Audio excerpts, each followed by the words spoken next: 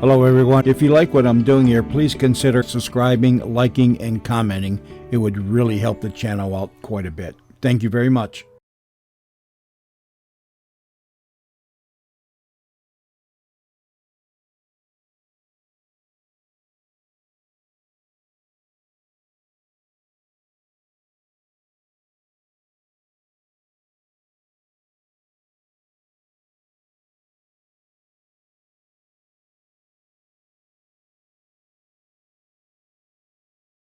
The CBS Radio Mystery Theater presents...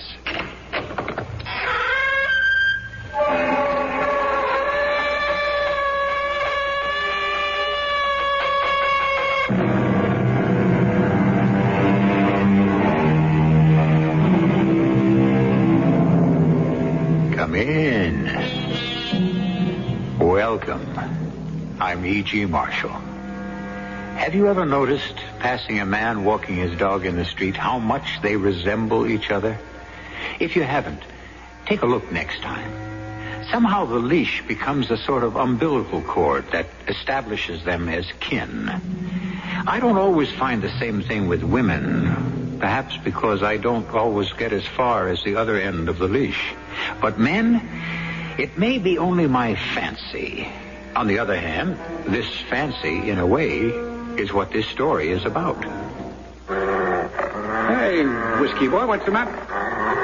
Oh, you, Bishop. It's about time you got here, Bo. I came as fast as I could. Never quite as quick as you, old long nose, always sniffing in the wind. Chadsworth, what the devil's the matter with this flea-bitten hound? Smarter than humans, the dog often is. I'm sorry to bring these tidings, but the squire is not dead. My God, wouldn't you know that whiskey would be the first to know? Or would he? Who was with him last, Chad? Mr. Bishop. By heaven, Bishop, you'd better hope two things. What, my loving brother? That father died naturally and that you are not his sole heir. And if I should be? We'll take that up, brother, when we get to it.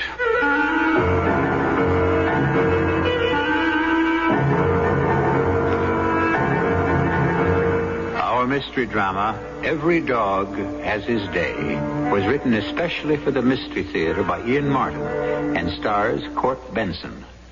It is sponsored in part by Contact, the 12-hour cold capsule, and Buick Motor Division.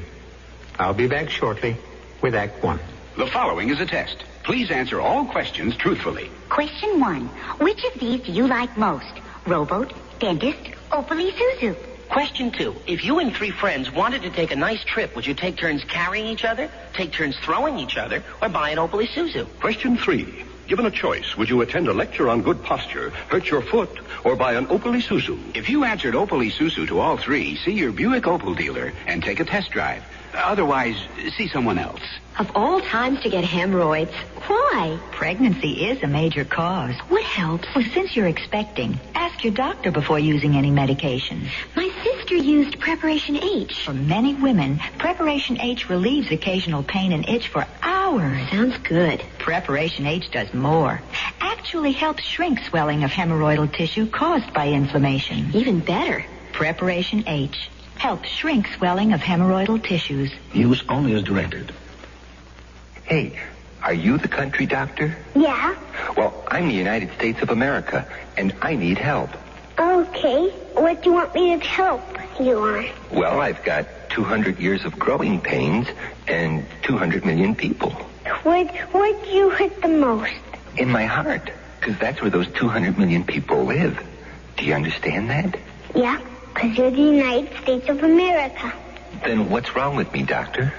Well, maybe it's because all the bad people in your heart is what makes you sick. Gee, that sounds serious. Yeah, because if your heart doesn't work, then nothing works. Well, how do I cure the bad people in my heart? Well, you could tell them to be good to each other and to love each other. And then maybe you'll feel much better. Well, God bless America. Please. From the Franciscans, with love.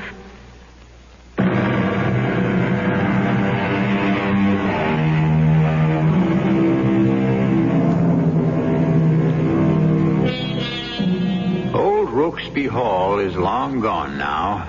Even in the last century, or at least the latter half of it, the great Georgian mansion had fallen into ruin and decay. The broad latticed windows with their diamond-shaped panes broken, the cagework of the upper stories dirty and dilapidated, the somber, lifeless avenue that swept from the coach road under the giant elms to the hall itself, overgrown and choked with weeds. Before the Civil War, it had been one of Virginia's proudest landmarks, till the death of the old squire's wife.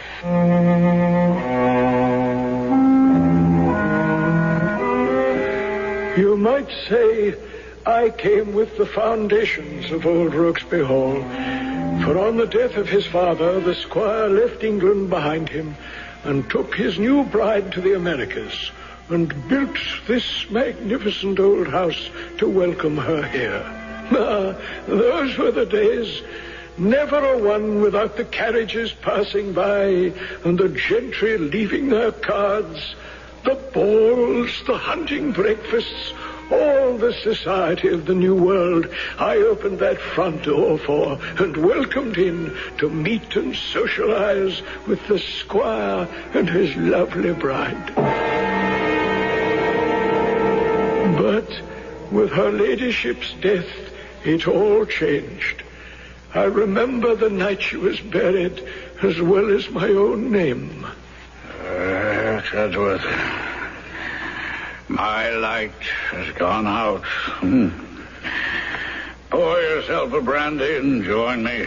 Oh, me, sir? Oh, God's wounds, man, you're closer to me than all my family. You have your sons?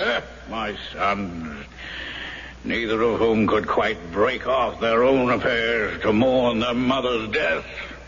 Bishop, since his province is the field of business, bartering, buying, and selling.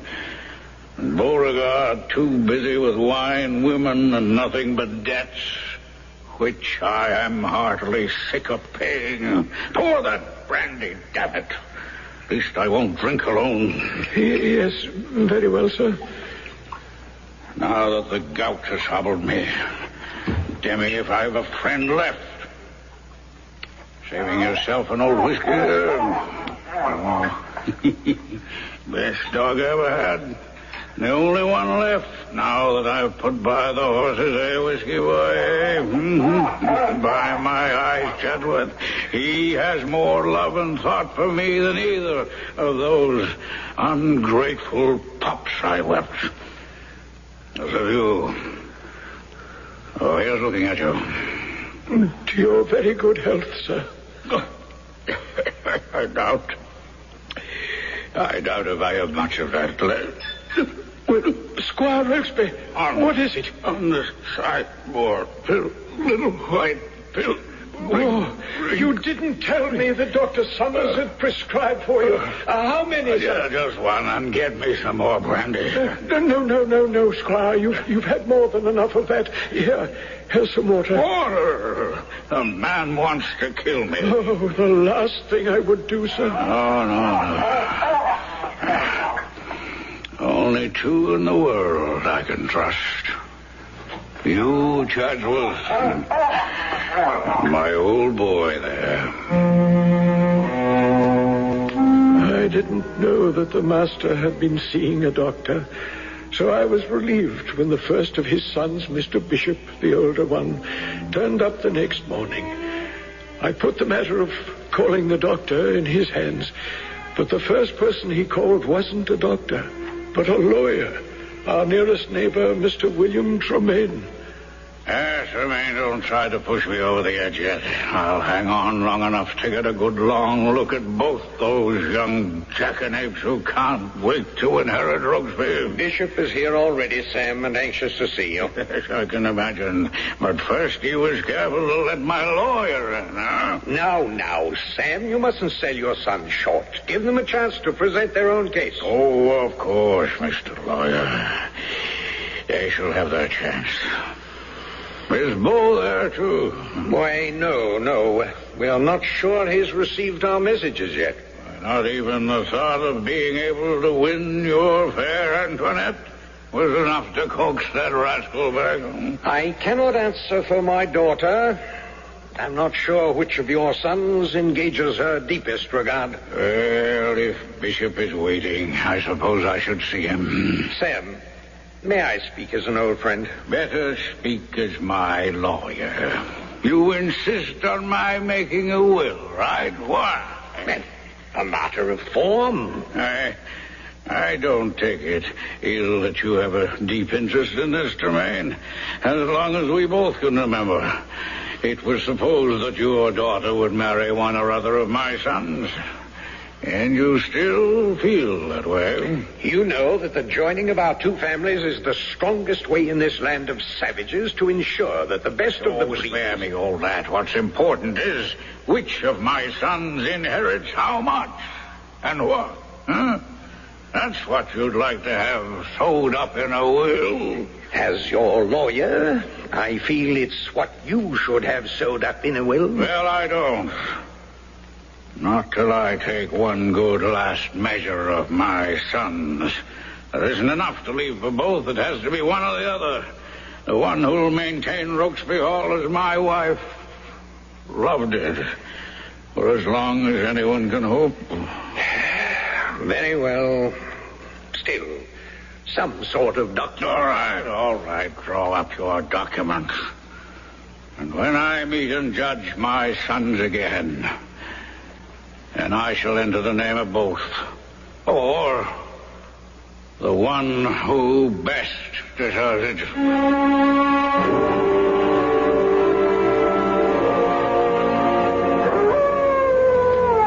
What the devil is the matter with that dog, Chadsworth? Mr. Bishop, he misses his master. Being shut away from him, he dotes on the master, does old Whiskey. Only wish he'd be a little less vocal about it. Dogs are very strange, you know. Sometimes they have a sixth sense, like... maybe I'd better go into the squire. Don't be ridiculous. My father's perfectly all right. He wanted to rest, and I saw him off to sleep. You wouldn't think he might be failing, Mr. Bishop? Nonsense. Nothing could kill that old devil. Gout, apoplexy, heart. He'd laugh them all off. He just asked me to have you witness this and settled off to sleep like a baby. Oh, witness what, sir? Well, his signature. You can see the ink isn't even dry. What's the document, Mr. Bishop? Heaven only knows. Anything from a rent, mortgage to his will. He scribbled his signature and said to have you witness it along with the housekeeper, Mrs. Armbruster. A little out of order, wouldn't you say, sir? I would, but then, since when has my father ever been either orderly or ordinary? You'll wake him up and ask him if you want. Oh, I wouldn't dream of it. He needs the rest. Yeah. And sign this and get Mrs. Armbruster, too. He particularly wanted it in shape before my brother arrived. Very well. Oh, damn that hound. But go ahead, Chadsworth. Yes, sir. I will, sir.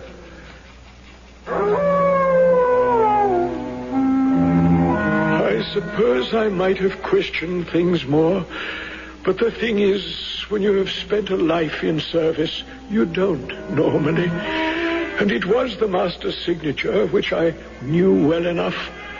So I wrote my own name and got Mrs. Armbruster to add her scrawl, little thinking that by doing so, I was setting a match to the fuse for the terrible series of explosions to come.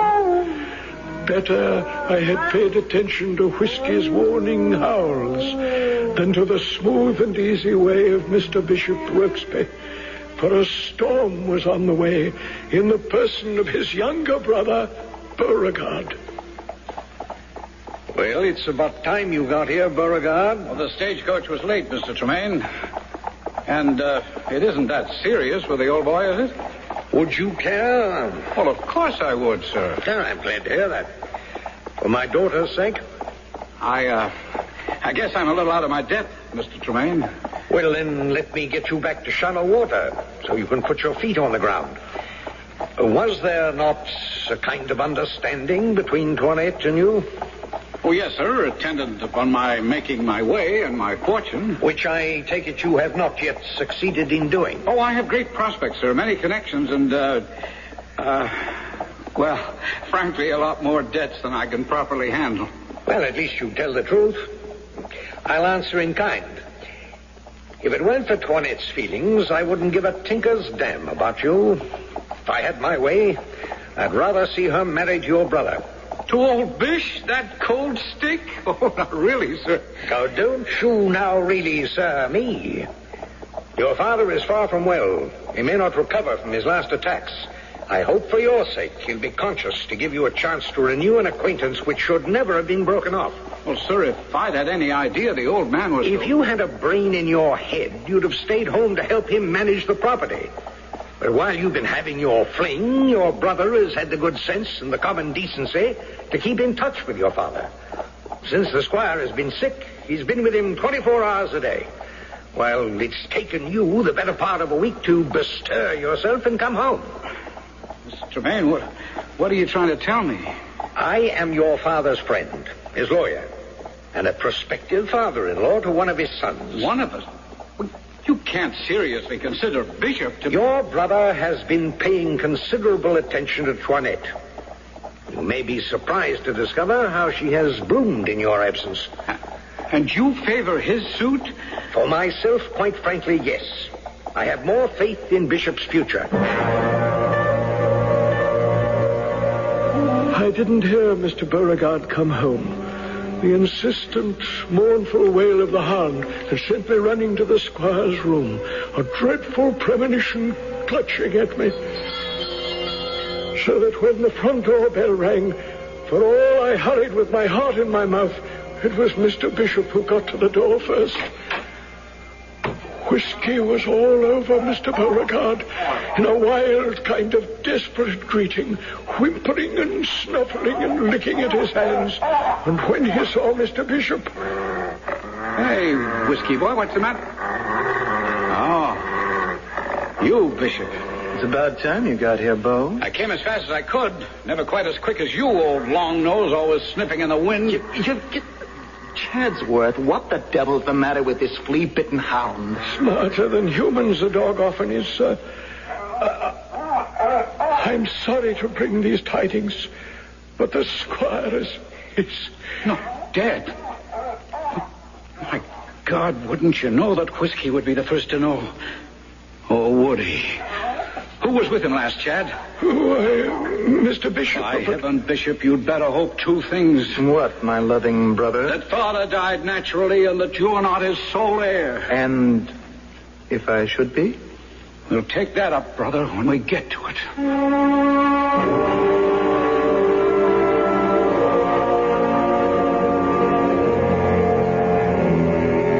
The two brothers face each other. The kind of raw hatred that can only be bred in family relationships, named and writhing between them. The dog is suddenly silent, his somber, brooding eyes measuring them both in turn. Now the brothers, Mr. Tremaine and Chadsby, go into the house, traversing the long hall and climbing a winding staircase to the squire's room. I will return with Act 2 in just a moment. I love a good mystery, don't you? And one of the best I've read is The Black Tower by P.D. James. This is no mild English country house mystery. Oh, no, my friend, not this book. The Black Tower is a mystery chiller of the first rank. Commander Adam Dalgleish of Scotland Yard arrives at a prim nursing home on the English coast, only to find it has become a labyrinth of inhuman terror, lurid poison pen letters, and murder. A saintly man of God slain by an act of satanic evil, and the secret lies hidden in the strange, isolated building known as the Black Tower. Excitement builds page by page until Adam Dalgleish comes to the terrifying dramatic climax. With him, you will discover that the murderer is... in the last few chapters of the book, of course. Read it. The Black Tower. Available in paperback from Popular Library. This is Sam Levinson. Somewhere a teenage girl in a school for the retarded doesn't remember what her parents look like. And somewhere a great-grandmother in a nursing home doesn't even bother to celebrate her 85th birthday. Now, multiply these people by many millions and you've become aware of the problem. And the problem is loneliness. Let me tell you about a new public service program called Voiceogram. The heart of the program is an exchange of tape-recorded messages between the patients and their families and friends. Actor Cliff Robertson and Harold Russell, chairman of the President's Committee for the Handicapped, and myself are lending their support on a nationwide basis. But to make it work, we need sympathetic volunteers who will visit patients and talk to them while their words are taped for their loved ones to hear and respond. Just give a little bit of your time and a lot of caring, and just write to Voiceogram. Box 127, Coscob, Connecticut, 06807.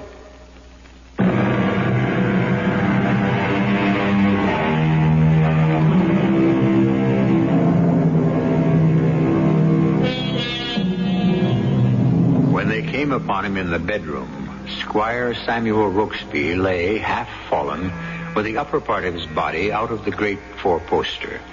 His face was suffused with the livid blood of apoplexy, his hands crooked as if in some great battle against the angel of death.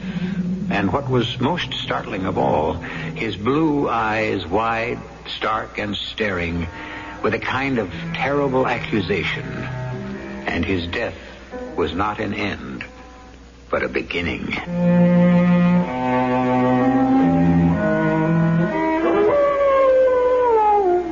Whiskey, poor old hound, was the first to announce the death. And outside of myself, as the next days passed, seemingly the only one to mourn the master's passing. By heaven, I'll not suffer it. I'll take it to law. Though I ask you to let us discuss this calmly. Calmly? Calmly, is it?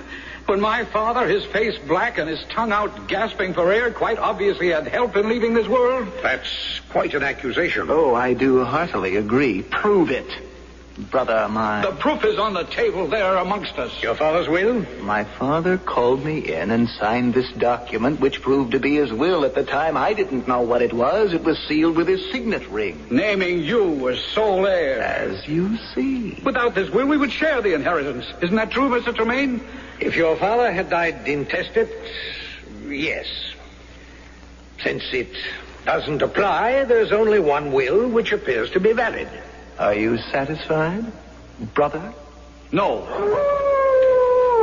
Will you listen to that? I swear by all that's holy, we might all be ashamed. The squire is dead, and there's only one who really mourns him. But I warn you one thing, Bishop, if it's the last thing I do, I'll make sure you don't profit from his death.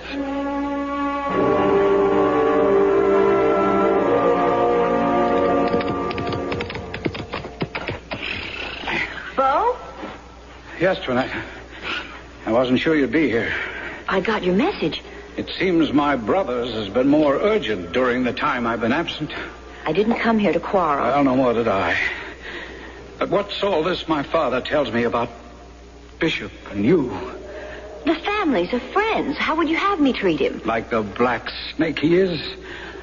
There are two Rokesbys left, my brother and myself. All right, Toinette, which do you choose? I didn't think your message suggested that this was why I need you. What did you expect to talk about with a Rokesby? Love instead of hate? I thought the first was all that lay between us. And so did I, till I came home so tardy. You know that I've been disinherited? Well, Yes. But it makes no difference to us. Oh, please.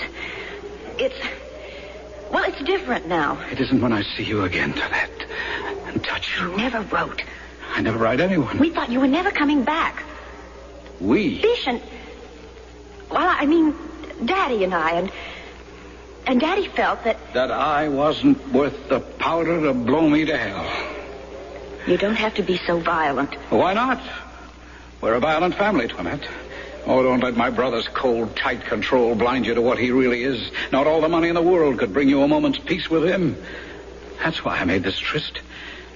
To tell you that he murdered my father. And to ask you to run away with me before it's too late for all of us. Oh, what are you saying? You can't believe that Bishop killed you. Of course I do. Prove it? That's something else again. So you won't come with me? Bo, be fair, be reasonable. How can All right, forget it, Toinette. You've made your choice. I thought I owed you one last chance. Where are you going? If I can't have you or Rokesby, by heaven, neither will Bishop. Bo, what are you going to do? Put a bullet in my brother and then another in myself. You're mad. You can't kill Bishop. I will unless he backs down, but you and I are through. All right, get away, boy. Get away, Whiskey, or I'll take my riding crop. Do you...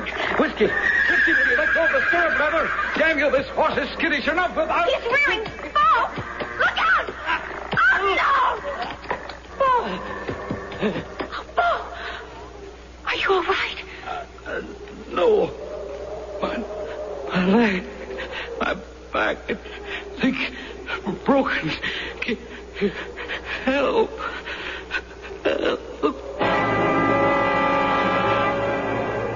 He was in a bad way, the poor young master.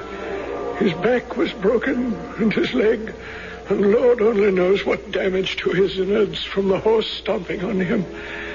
For near a month he lay in a sort of half-world from all the morphine and laudanum for the pain, his wits wandering while his father was buried, and Master Bishop and Miss Antoinette announced their marriage. Mrs. Armbruster, the housekeeper, and I were his only nurses and only companions, save old Whiskey, who could not be kept out of the room, and an occasional visit from Squire Bishop.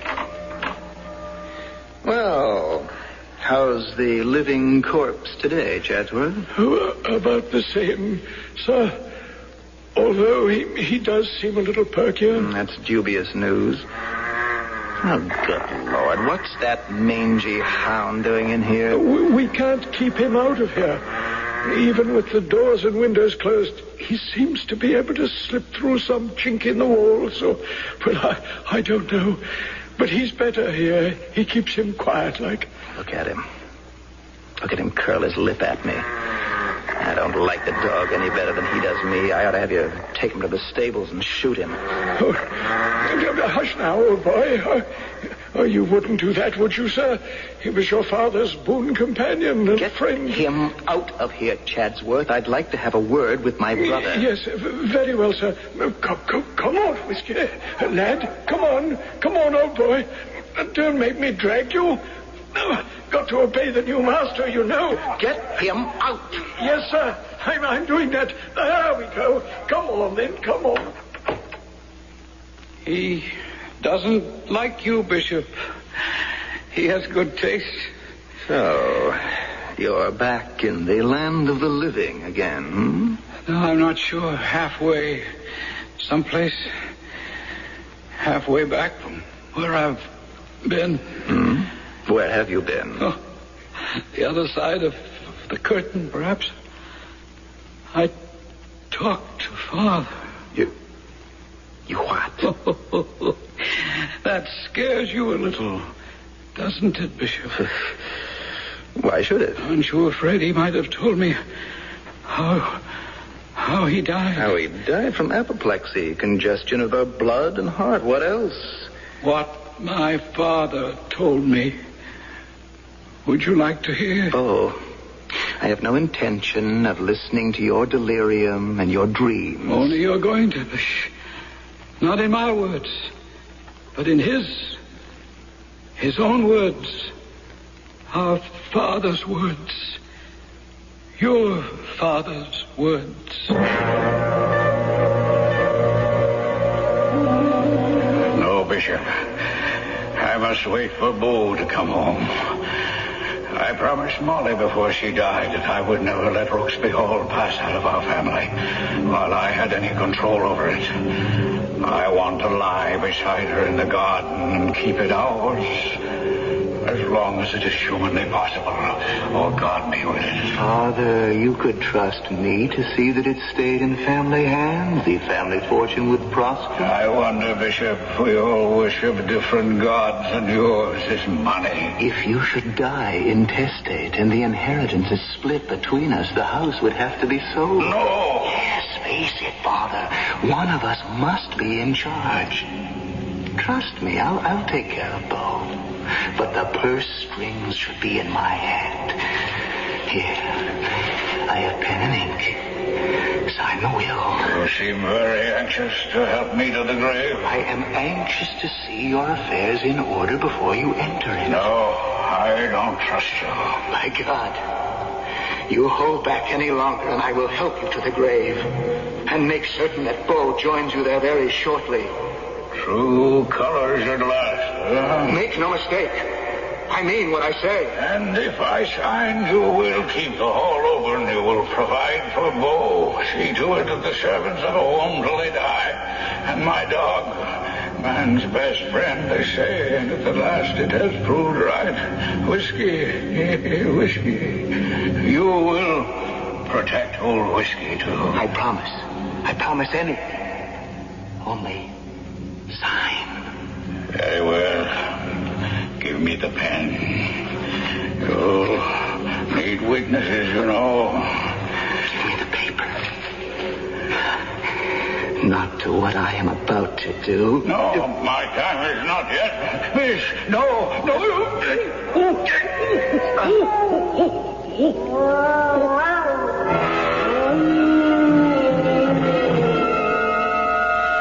You took the pillow and held it over his face until you choked the life from our father. Good Lord. Every word. Every syllable. How could you know? I told you I'd been beyond the curtain. I talked with Father. Well, you'll have no chance to tell anyone else. I'll take care of that now. How will you do it? The same way you did with Father? Yes. There's no way to trace it, and no one will stop me. The dog. How did he get back in here? It doesn't matter. What does matter is he's going to stop you. No, by heaven. Let go off my sleeve, Whiskey. Let go. I told you he'd stop you.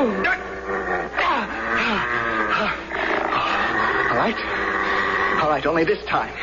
Next time I'll have a gun, and I'll kill you both. How did I know these things? Because Mr. Beauregard told me, and much, much more.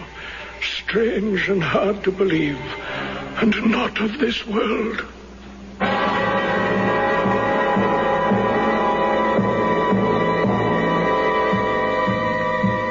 Curiouser and curiouser, as Alice said of Wonderland, are the turns and twists of this strange, brooding story of a house divided against itself. The disintegration of a family, a dead man, and a faithful dog. I'll return shortly with Act 3.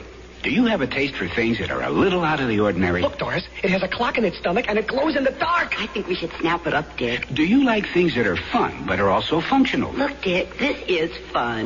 But is it functional, Doris? Do you want to be the talk of the town? Oh, Dick and Doris, we were just talking about you. Then the Opel Isuzu is your kind of car. It's not ordinary, it's fun but functional, and people will talk about it. Did you hear what Dick and Doris bought? The Opel Isuzu, a dandy new small car at your Buick Opel dealers. I've got bronchial asthma. I've also got a newspaper to get out.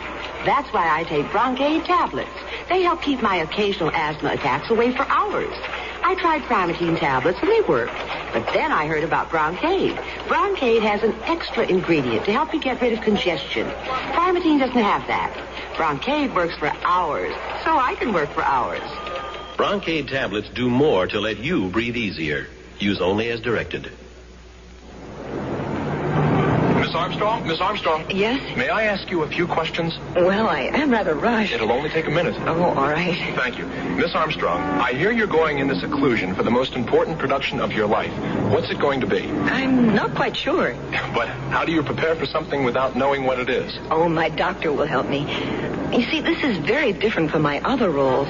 Oh, and I must follow all of his orders. Your doctor? Yes.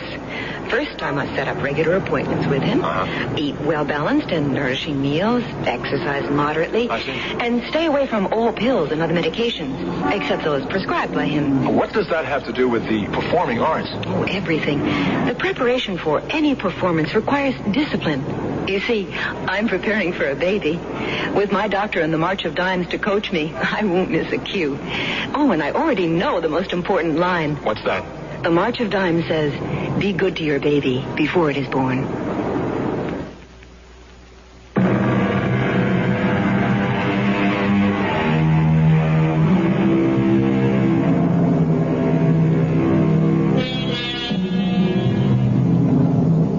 Down through the years, King Lear's agonizing cry has echoed to haunt every parent's heart.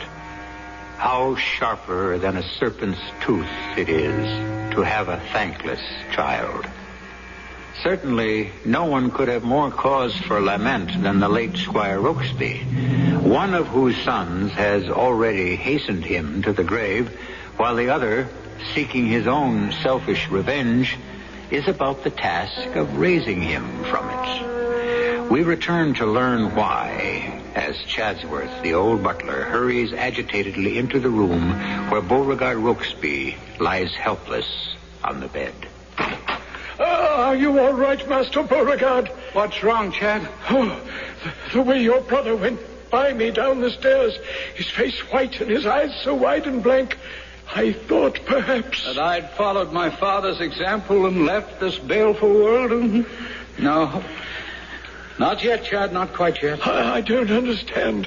There's so much I don't understand. Whiskey, how did he get back in here? Mr. Bishop let him in? No, not my brother. Never him. The last two. Then how did he get in this room? The door was closed when I left, taking him with me. And it was closed when I returned. And still, he did return. No ordinary dog, wouldn't you say, Chad? I want you to leave us alone. There's a lot, I think, to be done, and very little time left to do it. Now, Mr. Beauregard, the doctor... Oh, the doctor is long since out of this, as are Miss Toinette, her father...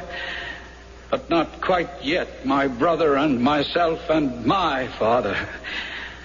Leave us alone a little, please, and trust me when I ring to tell you all that needs to be told. I'll take the dog with me. No, leave Whiskey behind. Are you sure you're all right, Mr. Beauregard? Right as I'll ever be. Goodbye, Chad. At least for now. Goodbye, sir. I hope you know what's best. I may not. But how about you, Whiskey? Or whoever you are. Now, the rest you'll have to take on faith, as well as I can remember it. Some was what I saw, and most what I was told. But here's about how it went. What is it, Whiskey boy? Huh? What? You want me to go with you somewhere? You know I can't do that. I can't walk. What? All right. If you insist, I'll try. Meanwhile, I was downstairs trying to cope with Mr. Bishop and Mr. and Miss Tremaine, who'd come to call. Chadsworth! Chadsworth! Yes, Mr. Bishop. Where is the brandy? Curse it, we're out of brandy. Get some more. Haven't I told you to keep this bar stocked? Begging your pardon, sir, but there's a bottle right here below. Well, give it to me.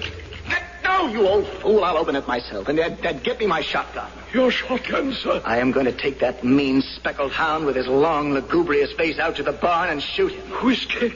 With a shotgun? He's so treacherous, I don't want to take a chance on missing. And don't worry.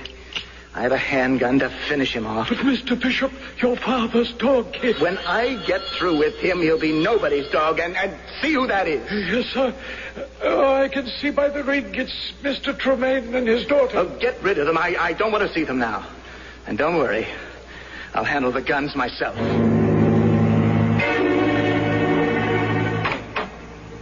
Good evening, Mr. Tremaine and Miss Antoinette. Tonight is a bad night to be here. Why? Well, miss, it's just that things are at sixes and sevens, as you might say. Is Mr. Bow worse? I don't think there's been much change. My daughter and I will wait in the sunroom, Chad. Please inform Mr. Bishop we're here. Yes, sir. I'll do that right away, sir. I don't believe we should have come tonight, Papa. I don't believe that for one moment we should lose touch with the Rokesby family until you're one of them, Antoinette. Daddy, really, must you be so open about it all? Honey, when you're as stretched over a barrel as I am, a person has no shame. Only the determination to survive. And that has to go for both of us. You're not as young as you might be, and I'm so over-invested that I haven't any dowry to offer you. Daddy, it's all right. We'll make out. You can trust me, be sure of that. But, why, Bishop, honey, were you just going to pass us right by and pay us no never mind? Your Annette, forgive me. This is a bad evening. Things are a little out of hand. Is there, anything we can do to help? Oh, I think not, sir. Nothing I can't handle by myself. Well, then, please excuse us, Antoinette. You're sure there's nothing? I mean, is it Beau? Is he worse? He's not well, my darling, not well. I think he's not long for this world. He's in a wild delirium at the moment. Well, have you sent for the doctor? Yes, and for the priest. I think he'll need more of the second. And now, please, forgive me. I must attend to my brother. Oh, yes, of course, Bishop, son. Don't worry about us. We can let ourselves out. But I had seen something that the Tremaines had not. The gun that Master Bishop was carrying hidden inside his coat. And now I stopped him at the foot of the stairs. Out of my way, Chatsworth. No, Mr. Bishop, please. In the name of heaven, hasn't enough misfortune come to this house? Leave the poor dog alone. You want to die with him, Chad? And my brother? No, sir, but I... Then step aside. No, sir. What? I cannot shut my eyes to murder anymore. Before I let you harm an innocent beast and Mr. Beauregard, who cannot defend himself, I'll raise the countryside. Why, you... Help, Mr. Tremaine, help.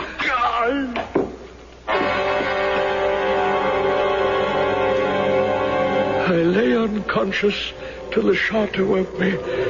And yet, somehow, I seemed to step out of myself, to be a witness of all the things which could not have happened, and yet did. I could see Mr. Bishop stop at the bottom of the stairs, staring in incredulous disbelief as Mr. Beau, Whiskey, tugging at his nightshirt and leading him, a man paralyzed and unable even to stand, across the upper landing and through the door to the squire's room. And then, somehow, as if picked up by the wind, I was behind Mr. Bishop as he raced up the stairs, taking out the gun. I was watching the drama in the squire's old bedroom. Mr. Beau had unscrewed one of the big knobs of the four-poster bed and drawn from a hollow place there a document which he was reading, while Whiskey lay on the bed, as he often did with the old master, watching him and licking his lips. What do you have there, Beau? Something Whiskey led me to. The real will, Bishop. What do you mean, the real will? One that our father had drawn and validated before we ever came home. And would you like to know who the real heir was? Whiskey there, with Chadsworth named as his guardian. That would never hold up in a court. Oh, wouldn't it? I wonder. Chadsworth didn't really see Father sign your will, and I doubt if he'd support you once he knew Father's real wishes. He knows just as well as the squire did we're neither of us worth a damn. It doesn't matter. It's all beside the point. Because that one's going to be destroyed. Give it to me. Oh, no, Bishop. A little late, but this is one wish I can grant my father. Give it to me, cripple, or I'll take it from you. Try it. I'll have it. If I have to put a bullet through you, hand it over or I'll shoot. My wrist! Oh, no. Whiskey made me shoot myself. I never thought it would be like this. If Before my time, you took me. Now I take you in the same way. Father. No. Father Bo's no better. He'd have sold the house from under you just as soon as I would. Why didn't you take him too? Tell him, Bo. He didn't have to. You see, I'm already dead.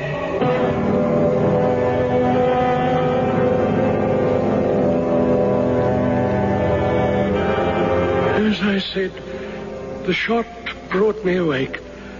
But by the time I got to the room, it was empty, save for Mr. Bishop lying dead on the floor with a bullet through his heart and the will, the real will, in his hand.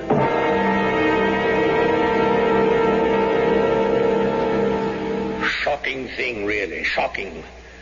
Bishop, you think actually committed suicide because he murdered his father?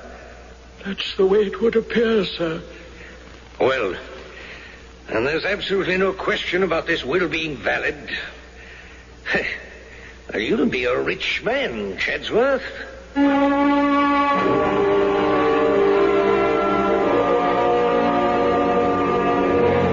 It's all been a few years past now, and we're both a bit grayer and a little nearer the end of it all. But they've been pleasant enough years for all the sad memories. Whiskey and me sitting here by the fire of a night. I look across at him in the squire's wing chair, and I wonder if it's a trick of my old eyes. But moment by moment, day by day, year by year, that long hound's face with the jowls and the sad, wise old eyes grows more and more like the master, till when the fire burns low and the candles wane, I could swear he sits there and nods at me and winks and says,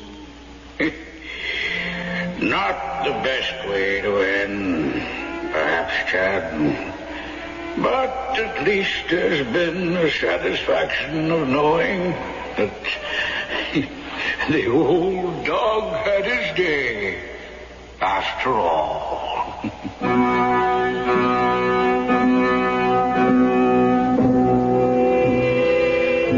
If a man and his dog live together long enough, and you believe my fantasy that I stated in the beginning, do you suppose a man and his dog could change ends of the leash and no one would notice the difference? I'll be back shortly. Give your hand to a friend. Give your heart to your love. But give your phone to contact. Here in my hand is a little capsule. It's tiny, yet it contains enough cold medicine to help relieve cold symptoms caused by every known virus. Every known virus. It's Contact. The same 12-hour Contact you can buy. This year, Contact with its tiny time pills will touch more lives, help more colds than any other cold medicine, tablet or liquid. Think about that next time you're sick, sneezing, dripping, all clogged up. Then let us help you with real medicine, like Contact. We're number one in the whole world, for good reason. Give your hand to a friend. Give your heart to your love.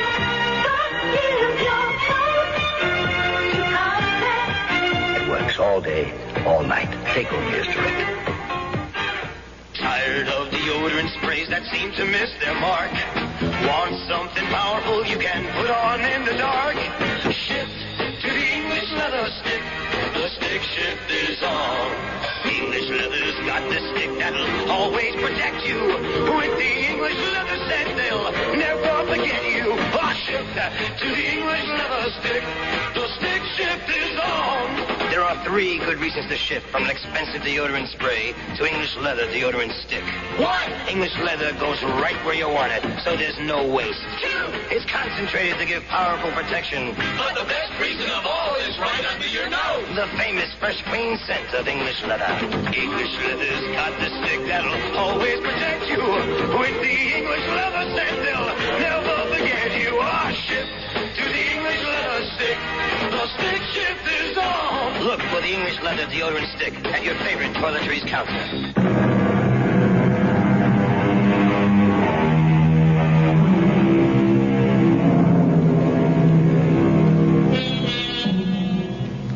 Looking in some old records, I found that a Thomas Chadsworth, the last resident of Rokesby Hall, lived to be 93. There's no mention of how many years Whiskey lived, but there is a note to the effect that the day the old man died, his dog, an old gray speckled hound, went to his long last sleep as if in sympathy.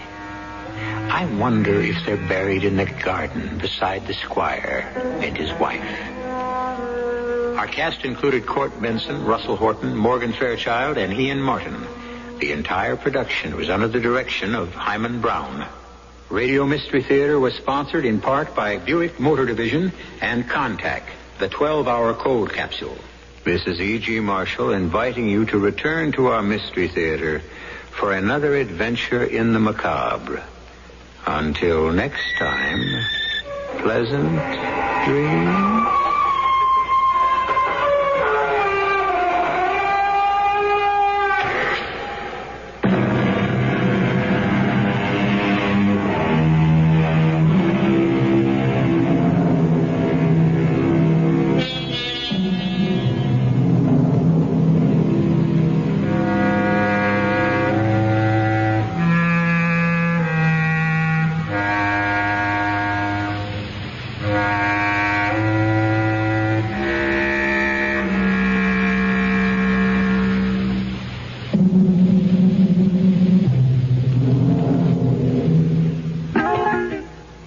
Good job these days is hard to find. But if you're a high school senior, you can reserve that good job right now.